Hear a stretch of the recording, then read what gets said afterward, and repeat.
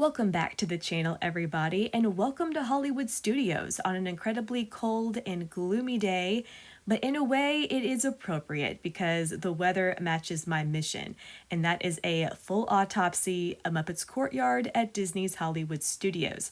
I want to address why this is happening, why Disney decided to put this area on the chopping block, and also address what is going to survive the Monsters Inc. overlay and present a solution that wouldn't just fix this problem, but another at a different Disney park. And I want to hear your thoughts about that. But first, just in case you haven't heard the news, Disney announced that Monsters Inc. Land is replacing Muppets Courtyard with June 7th, now being the final day of operation. This means the closure of MuppetVision 3D, which was Jim Henson's final project, and a total redo and or demo of this land's additional areas. Now, while I'm on board with most of Disney World's upcoming projects, including a few of the more controversial ones, I'm 100% against this one. That is not to say I don't think this quarter of the park needs attention. It absolutely does. But there are other corners of Hollywood Studios that I think need way more attention than this one, and that don't offer beloved attractions and theme park history. I also fully own that I am biased due to my nostalgia, not only for the Muppets, but because this is one of the few surviving corners of the original MGM Studios and the streets of America. But regardless of my own thoughts and feelings, and apparently that of most Disney park fans, this is happening and sooner than we anticipated. So let's get into documenting the soon-to-be extinct section of Hollywood Studios and breaking down section by section what's being demoed or replaced. And then, in the second half of the video, I want to get into why Disney is pulling the plug on Muppets Courtyard and how this could all be fixed. But right off the bat, I have to say, this is just mean. Disney should take this down. Talk about twisting the knife with June 8th looming in our minds. I'm kind of surprised this is still up at the moment. But anyway, here we are at Muppets Courtyard and at the MuppetVision 3D Theater, which is actually surviving the Monsters Inc. redo. I honestly hadn't expected that. But Disney is putting in a new Monsters Inc. show that I don't think anyone wants and Disney has said little about. But what we can tell from the art is that this newly christened Monstropolis Theater will be called the Monstro, and unless it's just filler for the concept art, it's going to feature a late-night talk show starring Mike Wazowski. The issue is there's already a Monsters Inc. comedy show, Monsters Inc. Laugh Floor, at Magic Kingdom's Tomorrowland, and that is raising questions about whether that show will continue or if Disney is planning to offer both. Now, Disney has said twice now they're having conversations about how to preserve the MuppetVision 3D film and other show elements for the future. The film, I think, will find another home or end up on Disney+. I'm not as much concerned about that. What I am concerned about, however, is the pre-show and all those awesome gags and props in that space. Back out into the land, we know the Muppets Fountain is another casualty as the concept art shows a Monsters Inc. eye logo in its place, which is fine, I guess. It's simple, but it definitely lacks the character of the Muppets Fountain, which, and this isn't talked about enough, has already had multiple elements removed through the years. My favorite surviving detail is the rats in the rowboat fishing for all the change people throw into the fountain. Maybe it's a little bit of foreshadowing, take that how you will. But moving right along, this side of Muppet Theater is expected to be changed to create the illusion of storefronts, possibly along the lines what we're seeing in this D23 concept art. We're also gaining trees in this space, some additional landscaping, and a stoplight to convey the idea that we're in a city. Now, this space I'm walking down is going to be the main artery to the Monsters Inc. door vault coaster, which is being constructed outside the current perimeter of the park. And this framework, which used to be covered by a Streets of America-ish facade, you can see it here from a few months ago, is where I'm expecting the entrance to the ride building, which will look just like the factory from the Pixar film. As a reminder, the idea for a door vault coaster has reportedly been on the table at Imagineering for well over a decade, and it seems that Disney finally pulled the trigger on this concept ahead of D23 last year, and maybe just maybe, in response to Universal Epic Universe. And possibly as evidence of that, there are new reports saying some walls will be going up in Muppets Courtyard by the end of March and ahead of its June closure. And I'm thinking it may be somewhere back here. Now let's talk about the Stage 1 company store. This is one structure that is not being reskinned or repurposed, but is set to be completely demolished and replaced by an open green space. The store itself has rarely been open since the 2020 pandemic, and that's a real shame as it's full of nods and Easter eggs to the Muppets and the Muppet films, including a recreation of the set from Muppets Take Manhattan and a display of Dr. Teeth and Electric Mayhem Band, who were taking over Rock and Roller Coaster. Rumor has it the store is going to reopen before Muppet Courtyard closes for good and likely sell Muppet merch. We'll see if that happens given the land's rapidly approaching closing date. But even though this entire store is set to be flattened, the first official casualty of Muppets Courtyard is Mama Melrose's Ristorante Italiano, whose final day of operation is May 10th in order to be replaced by Harryhausen's. That was the sushi restaurant from Monsters, Inc. Mama Melrose's hasn't been great for years, with guests preferring Pizza Rizzo, whose fare is equally mediocre but faster, cheaper, and with better views. So I can't honestly say I'll miss this restaurant and likely prefer Harryhausen's. But if this is a sentimental spot for you, remember May 10th is the last day it will be open. Now, It's a Wonderful Shop and its surrounding buildings are also set to get a reskin, but the Monstropolis concept art showed little detail apart from the newly covered awnings. And personally, this is just another area that I'm really sad to be losing. In addition to the great movie ride back in the day, there used to be all kinds of references to classic films scattered all throughout Hollywood studios. And this little Christmas shop was one of them, as it's a nod to It's a Wonderful Life. I've also wondered if the sled next to the snowman may be a reference to the Rosebud sled from Citizen Kane. That's not confirmed, just speculation, but yeah, this is a tough one to lose, especially since, again, it's one of the few surviving areas from the streets of America and a personal reminder of the Osborne Lights, whose loss is still felt by park fans, I should mention, and it's a reminder of Star Wars weekends.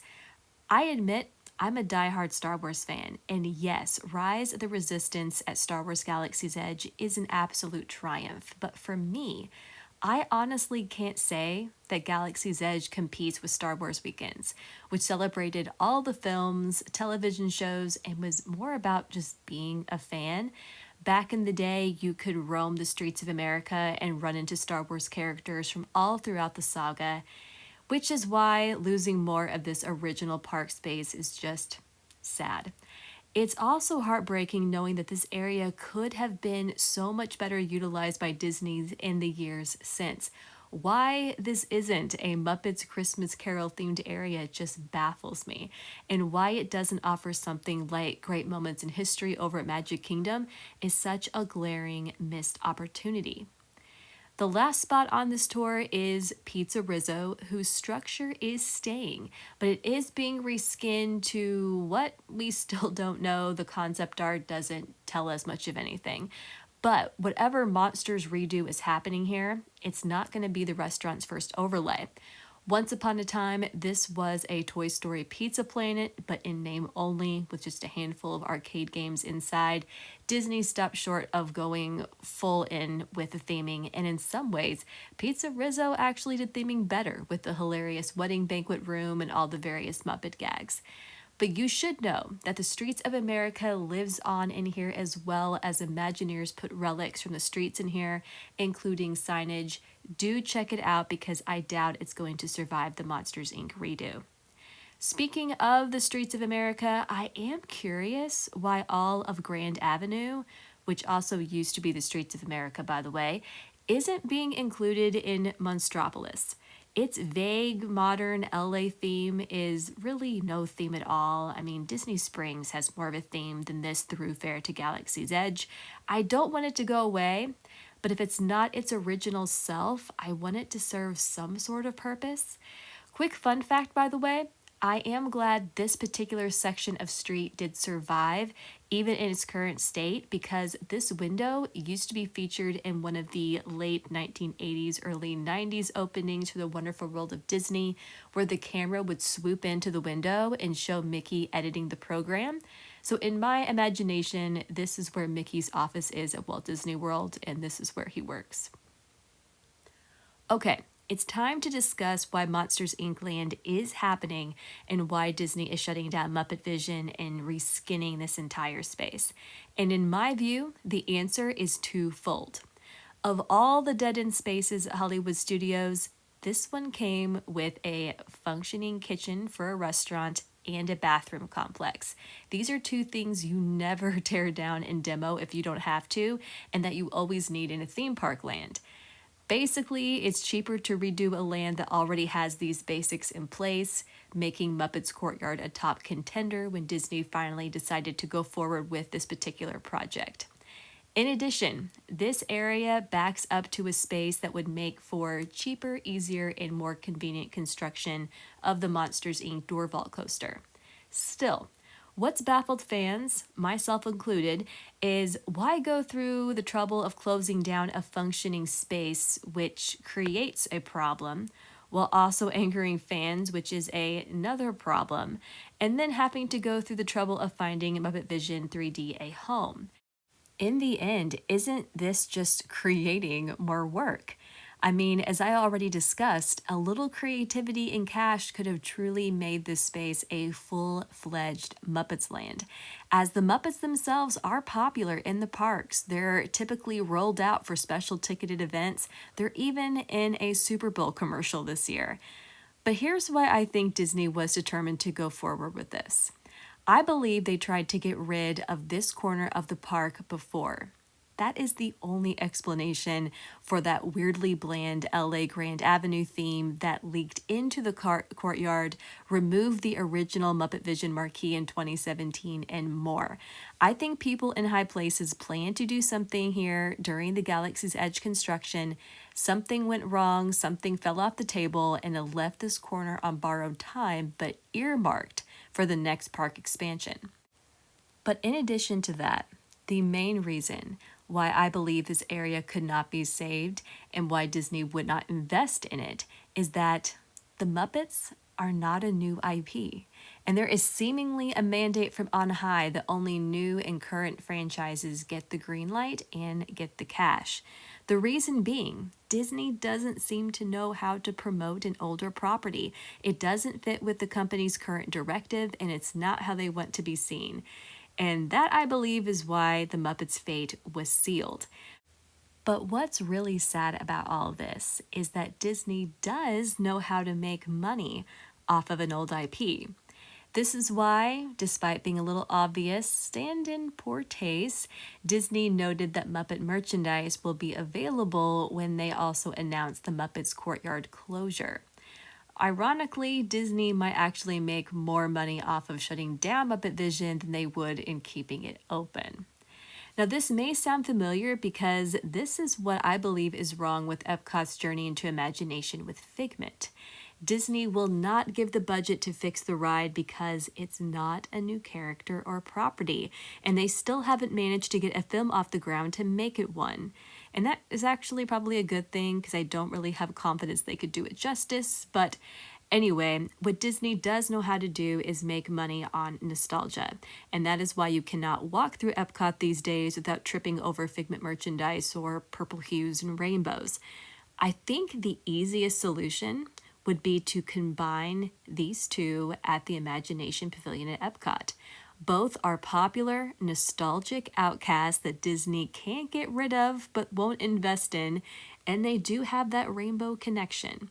Combining Muppet Labs and Figment could make for a crossover dark ride with MuppetVision 3D, then moving into the Magic Eye Theater. I've actually wondered if this is something Disney has either considered or they've been working towards, since Muppet Labs already has a presence at the park and there is the Regal Eagle Smokehouse and World Showcase. So if Muppets Courtyard has to go, this is the option I prefer, and I think the two IPs in a singular revised spot could look a little better on those corporate spreadsheets. And yes, I know that Muppets is confirmed to live on at Hollywood Studios via the Rock and Roller Coaster redo, but there's little to no info about the overlay just yet, and there doesn't appear to be much enthusiasm from fans. If you feel differently, please let me know in the comments. Love to hear your take. But my Epcot theory is more about saving a fully Muppet-themed space, the 3D show, and reversing the cause for why Muppets Courtyard in Hollywood Studios history found itself on the chopping block to begin with.